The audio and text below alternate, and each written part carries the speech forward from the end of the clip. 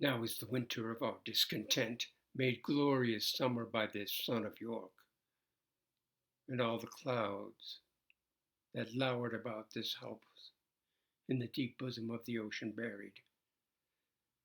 Now our brows bound with victorious wreaths, our bruised arms hung up for monuments, our stern alarms changed to merry meetings, our dreadful marches to delightful measures.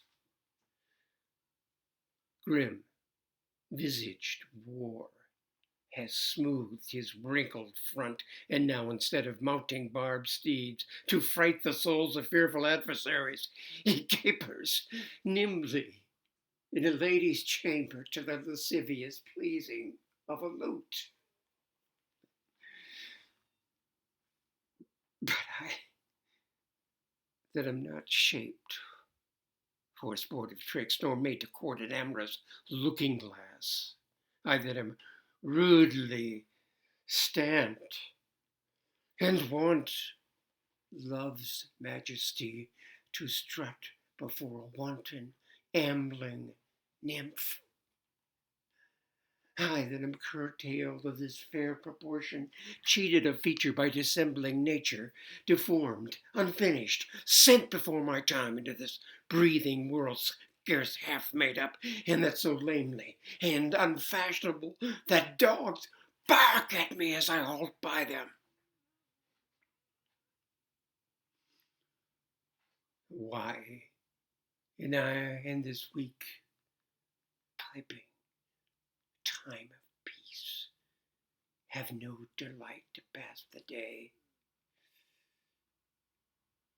and thus to spy my shadow in the sun, and descant on mine own deformity? And therefore, since I cannot prove to be a lover, to entertain these fair, well-spoken days, I am determined to be a villain, and hate the idle pleasures of these days. Plots have I made, inductions dangerous, by drunken prophecies, libels, and dreams, to set my brother Clarence and King Edward in deadly hate the one against the other. And if Edward be as true and just as I am subtle, false, and treacherous,